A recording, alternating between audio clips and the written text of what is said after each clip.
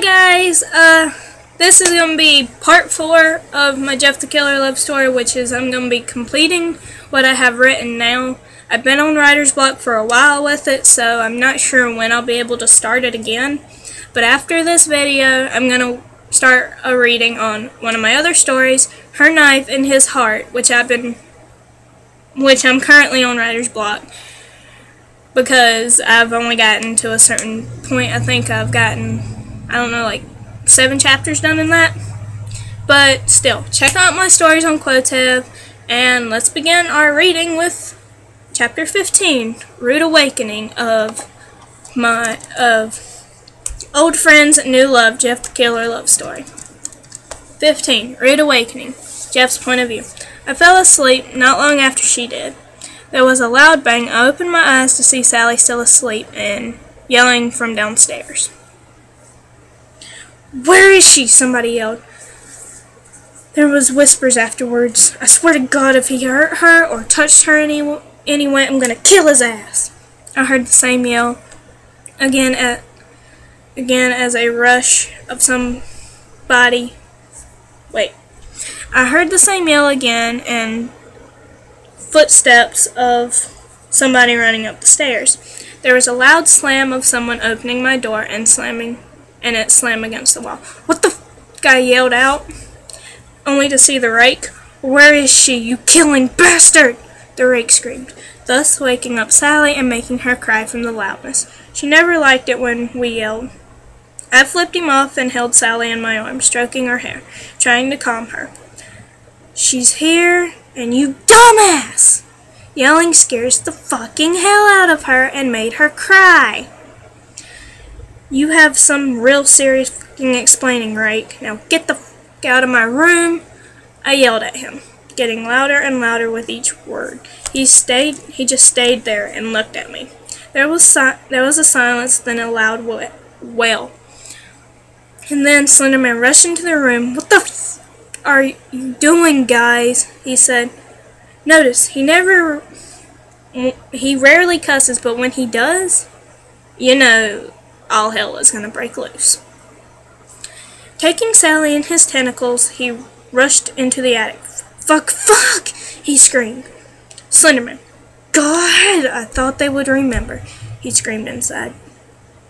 Laying her on the table and placing a tentacle on her head, slowly calming her and putting her to sleep, I carefully lifted her up and placed her in her usual bed and let her rest. Time to figure out what the f*** happened. I thought,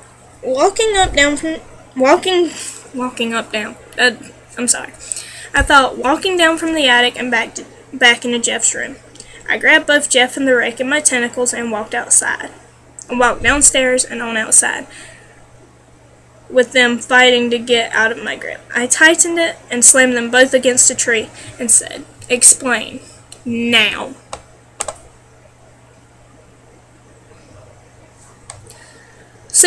Explanation. Hold on, guys. Okay. 16. Explanation. Slendy. Okay, never mind you. I grabbed both Jeff and the rake in my tentacles, walked downstairs and outside, with them fighting to get out of my grip. I tightened it and slammed them both against a tree and said, "Explain now." I looked over to the rake. Rake's point of view.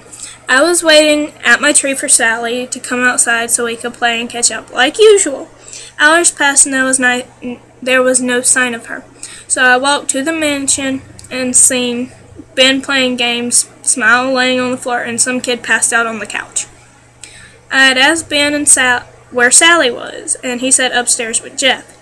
Them two never been alone together, and for hours at a time I flipped. I was saying and got interrupted by Slender saying, "So you thought that it would be a good idea to yell? You should know, both of you should. And if you forgot, some friends you are," Ben said, coming up from behind Slender.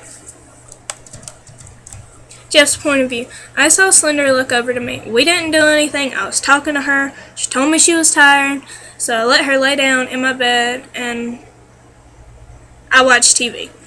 Lou came in and asked me what we were doing. I told him the same thing. Then he left and I ended up asleep beside Sally. I told him. Oh, and yeah, I did forget, 'cause when I knew her before, I wasn't allowed to even fucking talk to her. So how the fuck would I know? Plus, she always spent her time with either Ben, Rake, or you. I finished walking back to the mansion. Slender's point of view. So that explains it. Jeff, I'll explain to you later, I called out before he went in the mansion. Rake had looked at the ground. I did forget. I didn't think about it. The fear of losing my best and only friend overcame me. But yeah. I will think twice from now on, Slender, Rake said, turning around and going off into the trees. Ben, how much did you hear? I said, turning around to him. All of it. And plus, what Jeff said was true. Lou even told me. Plus, I was behind him when Jeff told Lou, Ben said. 17. Truth about the yelling. Well, hold on guys, my other video just uploaded. Cool. Get that ready for another upload and we're good. Okay. 17. Truth about the yelling. Jeff's point of view. I walked in the house pissed off. I passed Lou, he had woken up, and asked me what happened. I didn't answer. Just kept walking to my room. I grabbed my knife and headed out, and where do you think you're going? Said Slender. From behind me? I thought I would go on a killing spree to let loose my anger. I snapped on him. Well, you're not. I need to tell you the truth about the yelling thing with Sally, he said, walking me back up the stairs and into the attic.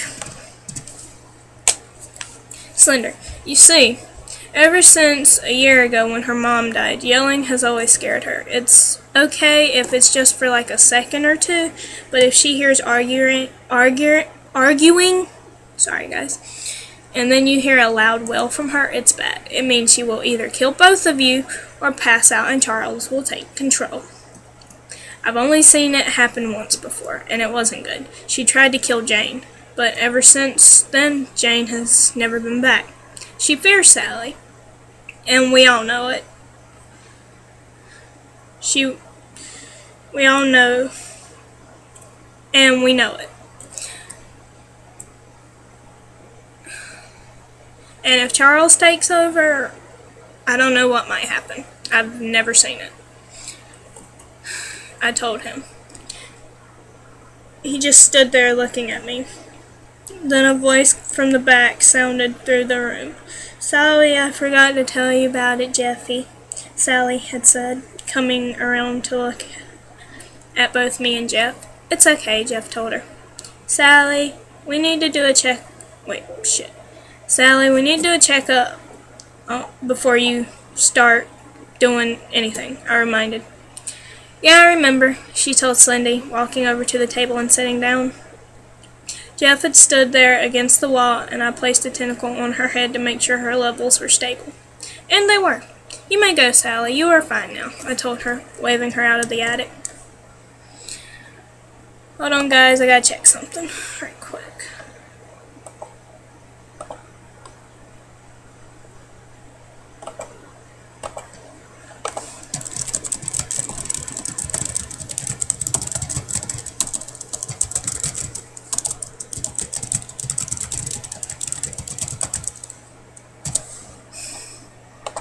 Sorry about that. I'm back. My boyfriend Chance had messaged me on Facebook, but I'm back now. Okay, normal point of view. Damn. Hold on. Sorry, guys. Okay. I need to quit doing this. Anyways, normal point of view. Sally ran over to Jeff and they left the attic. At the stairs, she grabbed his hand and pulled him down the stairs, into the kitchen and out the back door. It was nighttime by now, so she knew she wouldn't be messed with. Plus, she wanted to show Jeff her little secret. She stopped and told him to sit sit down, and she went over to the side. She got 2 glasses and mixed blueberry and strawberry vodka together in both and brought out 2 cigarettes. She gave one of the drinks to Jeff and one of the drinks and cigarettes to Jeff. She lit both, taking a long drag on hers. He looked at her weird. I didn't even know you smoked, or drank for that matter, Jeff said. Yeah, well, I'm gonna have to get more soon, she said, sipping her mixed vodkas. Don't you want your drink? Sally asked Jeff, who was relaxing beside her with a lit cigarette in his mouth. What is it?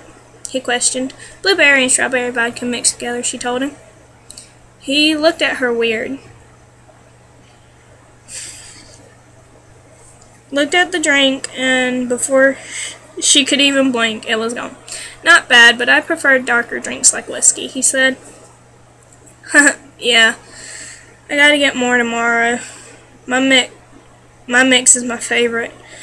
And yeah, I'll get you some whiskey if you want, she giggled. How do you buy it? I know you're not 21. He laughed. You'll see. Oh, and keep this a little secret. I don't want the others to know, she told him.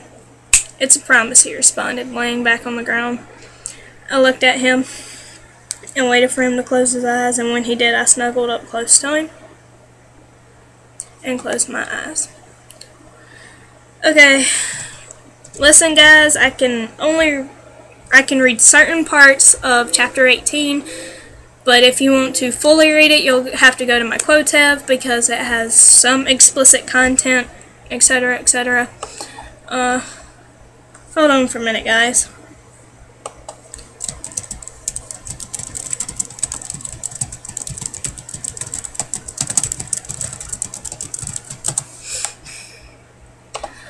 Okay. 18. This is our little secret. Remember, I can only read certain parts, and if you want to fully read it for yourself, which is kind of stupid to do, since I'll just read certain parts. Anyways, Jeff's point of view. He felt her snuggle into him, and he folded his arm over her. Then saw she had her eyes closed. Not for long, he thought, as he moved out from beside her and spread his legs and arms to where they were on either side of her, his face close to hers. She opened her eyes. Hey there. Go to sleep, Sally, he said in an evilish tone. Sally's point of view. I opened my eyes to see Jeff above me, and him telling me to go to sleep in an evil tone. That sent a chill up my spine. So he wants to play like that, I see. Play with me, Jeffrey, I said, holding my hand around his throat. An evil giggle escaped his lips as he said, okay. This next little part, I cannot, nah, I can't read that part.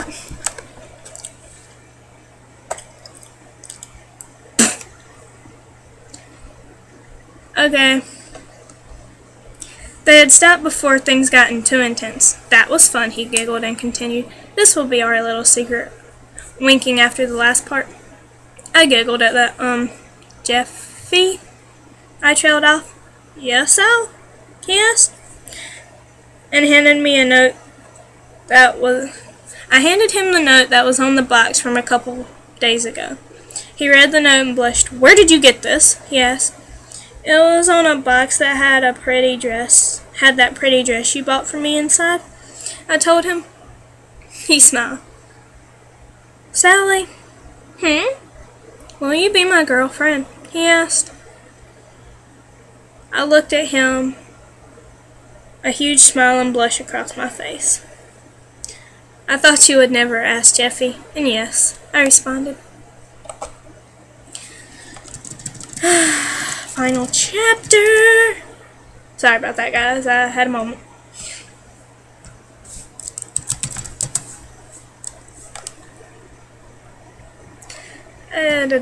Okay. Wait. We can deal with it.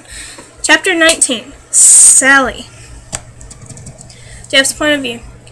I was mentally jumping around like a dumbass, but physically I grabbed Sally and hugged her. Jeffy, she said. Yeah? I asked, still hugging her. Could you... And then nothing. That's all I heard as I felt Sally go limp in my arms. I loosened my grip to see her slip out of my arms. I grabbed her so she wouldn't hit the ground. I laid her head in my lap.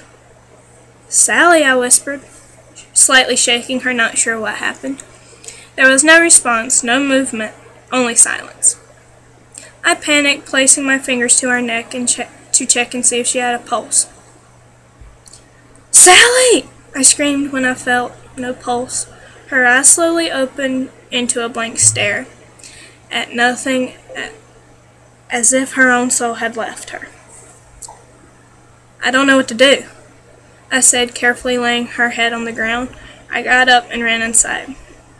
I made my way to the attic. Slender, please be in here, I said, opening the door, rushing in out of breath. I walked over to see Slender looking out the window. I looked out, and he was looking at Sally. Oh, shit. I saw him cringe. He turned to me. Watch what you have done, he said, pulling me by his tentacles and forcing me to watch Sally. Her eyes had the same blank stare. Her body had rose off the ground and levitating. I seen that stupid teddy bear she carried around with her.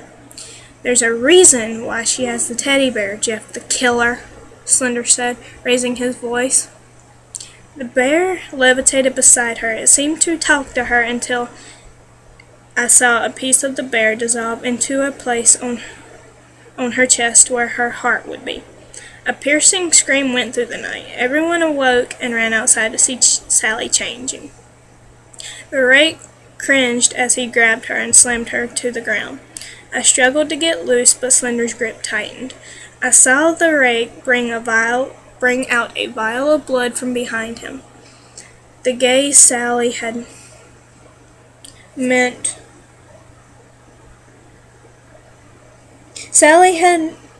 she was... Damn, I don't even know what the hell. She was struggling to get free. Ben held her head still. Eyeless Jack put the vial, held her mouth open, and others watched. Rake carefully drained every drop of blood into her mouth. I noticed she exploded. Ben, Eyeless Jack, and Rake all flew back in different directions. We watched as she transformed. The bear became dripping in blood as Sally let out yet another piercing scream through the woods. Everyone fell to the ground from the intense scream, except for me, Jeff the Killer. Slender's tentacles went limp as I fell to the ground. Okay, that's it, guys. As I said in my previous video, I've been having a lot of writer's block on this story. Whenever I can actually get it fixed up and start on my next chapter, I will start my new video on it. But for now, after this one, I will do another reading on a new story I've been writing, or possibly my Eyeless Jack story. I don't know yet. Anyways, guys, thanks for listening. Thanks for subscribing. See y'all some other time. Bye.